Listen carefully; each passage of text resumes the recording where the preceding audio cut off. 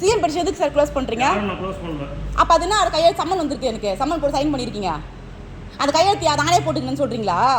எது சார் விதவை பொண்ணு வந்து கம்ப்ளைண்ட் கொடுத்தா இப்படி பண்ணுறீங்க? ஷெட்யூல்டு காஸ்ட் மக்கள் வந்தால் மற்ற பெட்டிஷன்லாம் விசாரிக்கிறீங்களே சார் நீங்கள். சார் நீங்கள் தான் ஆன்சரபிள். நான் வந்து பப்ளிக் என்ன எடுங்க சார். நீங்கள் சார் நான் வந்து சிஎம் பெட்டிஷன் கம்ப்ளைண்ட் கொடுத்தேன், இங்கே வந்திருக்கு சார். நீங்கள் வந்து என்னை என்கொயரியே பண்ணலை சரிங்களா? அதுக்குள்ளே மனு கோரை செய்யப்படுகிறதுன்னு போட்டு ரிப்ளை கொடுத்தீங்க. சிஎம் சார் ஏமாற்றிருக்கீங்க. எதுக்கு ஏமாத்துறீங்க? அவர் அப்படி சொல்லியிருக்கிறாரா?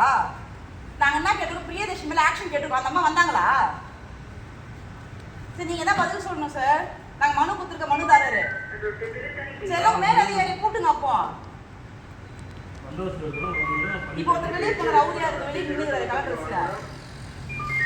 அப்போ வந்தவருக்கு முன்னாடி யார் சார் சைன் போட்டது? அப்போ இந்த கையெழுத்து யார் போட்டது?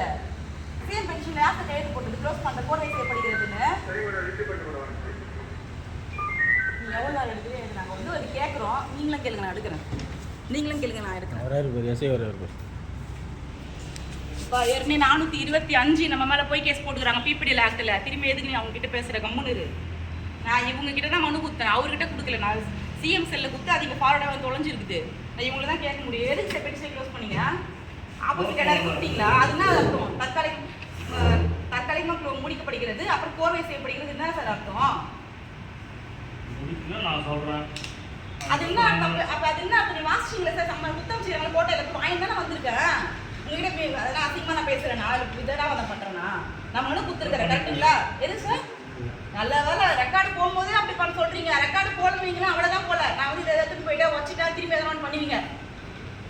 அதுக்கெல்லாம் அஞ்சுறாலாம் நீங்கள் ஒரு குடும்பத்துக்கு இருக்கிற பொம்பளை பேசும் போது கேமரா வச்சேன் அதான் வச்சு போய் கேஸ் போட்டிங்க பார்த்தீங்களா? அந்த கையெழுத்து போட்டு கைக்கு வர என்ன ஆக போகுது சார்? நீங்கள் சொல்லுங்கள் சார். நாங்கள் சிஎம் சட்ட பெட்டிஷன் கொடுத்து இங்கே வந்திருக்குது.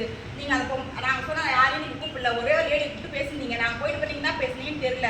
நீங்கள் வெயிட் பண்ணால் இன்ஸ்பெக்டர் வந்து பாருங்கன்னு சொன்னீங்க. அதுக்குள்ளே எங்களை கேட்டதுக்கு க்ளோஸ் பண்ணி உங்களுக்கு விசாரணை பண்ணிக்காங்க வந்துருக்கு சார்.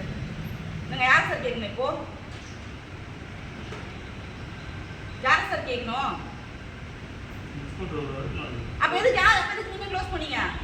அந்த கையெழுத்து போட்ட எஸ் யாரு? அப்போ அந்த கையெழுத்து போட்டு முடிக்கப்படுகிறது எழுதுறது யார் சார்? சிஎம் சாரே எழுதினாரா? லேட்டாக இருக்குது நாளைக்கு போட்டு யாருமே கேஸ் பண்ண அவரே எழுதினாரா? ஐயாவே எழுதினாருங்களா? அப்போ யார் க்ளோஸ் பண்ணது? கடை 4 பேர் கூப்பிட்டீங்களா? பாலிமர் பாலாஜி, சன் டிவி லோகநாதன், பரந்தாமன் எல்லாரும் கூப்பிட்டீங்களா? நீங்கள்